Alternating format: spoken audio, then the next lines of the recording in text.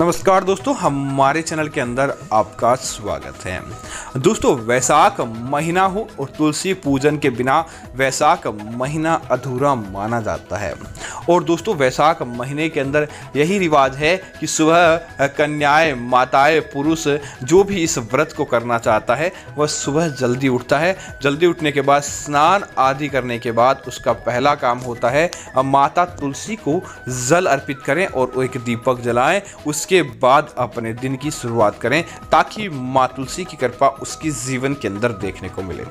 दोस्तों, आज हम आपको बताने वाले हैं एक धनी सेठ और तुलसी की ऐसी कहानी जिसको सुनने के बाद आपको भी माँ तुलसी के पावर का एहसास होगा। दोस्तों, एक बार एक बहुत धनी सेठ हुआ करते थे जिनका नाम ही किरोड़ी मल था। दोस्तों, उनके व्यापार की चर्चा दूर देशों तक थी और उनका व्यापार बहुत बड़ा था। शहर के अंदर, आसपास के गांवों के अंदर किसी भी प्रकार का धन की जरूरत पड़ती तो सभी की सेठ किरोड़ी मल की तरफ ही अपना आसरा रखते थे, उनसे आशा रखते थे। और सेठ किरोड़ी मल भी सभी लोगों की मदद करते थे।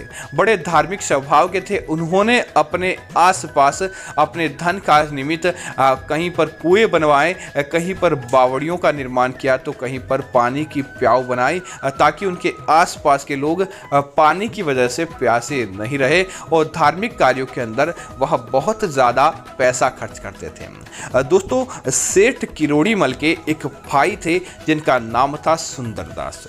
दोस्तों, वह अपने भाई के जितने बलशाली अर्थात कि पैसों के अंदर पावरफुल नहीं हो सके और उन्होंने भी व्यापार की शुरुआत साथ की थी, लेकिन उनकी किस्मत नहीं चली। वह अपने भाई से बहुत ज़्यादा ईर्ष्या रखता था। तो उसने क्या किया कि उसने सेठ किरोड़ी मल का नियम था कि वह दोपहर के 2 बजे और संध्या काल के 5 बजे अपने व्यापार की जगह से निवृत्त होकर पेशाब आदि के लिए जाते थे।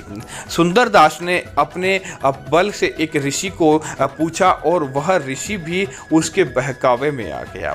तब सुंदरदास ने क्या किया, उनके पेशाब करने की जगह उनके संध्या काल की और 2 बजे और 5 बजे की उस जगह पर उनकी जगह एक ही थी। और पहले दोस्तों पेड़ों के पास आसपास खेतों में ही कहीं शौचालय हुआ करते थे, न कि आज के समय के शौचालय थे। तो वहाँ पर सुंदरदास ने एक तुलसी का पौधा लगा दिया, तुलसी का पौधा रख दिया।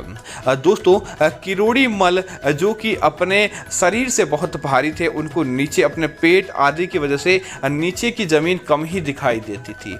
उन्होंने अपनी उस जगह को त्यागा नहीं और तुलसी के ऊपर इस प्रकार का काम होने लगा कि तुलसी के ऊपर उनका पेशाब होने लगा। दोस्तों, ऐसा करने के बाद किरोड़ी मल की संपत्ति धीरे धीरे घटने लगी। उनका व्यापार बर्बाद होने लगा। उनको किसी न किसी प्रकार से हानि उठानी पड़ी और देखते ही देखते आसपास की क्षेत्र के अंदर जो उनका नाम था वह बर्बादी की तरफ चला गया। उनको कुछ समझ में नहीं आया कि आखिर उनके जीवन के साथ ऐसा क्या हो गया कि वह इतने पैसों के साथ भी बर्बादी की तरफ चले गए। यहाँ तक कि वो दुखी नहीं, उनके आसपास की जनता और उनके आसपास के लोग भी दुखी रहने लगे कि अब उनका सहारा कौन बनेगा। तब उन्होंने दोस्तों किसी पंडित से बात की कि आखिर ऐसा उनके जीवन के अंदर क्यों हुआ। तब पंडित ने सलाह दी कि आप वैशाख महीने के अंदर तुलसी को जल अर्पित करें और तुलसी अपने घर के अंदर स्थापित करें। और पंडित जी की नज़र उनकी दुकान के पीछे जहां पर वो पेशाब आदि करते थे वहां पर तुलसी के पौधे के पास पड़ी, जो कि जलकर समाप्त हो चुका था और वह इसकी वजह से ऐसी बर्बादी झेलनी पड़ी।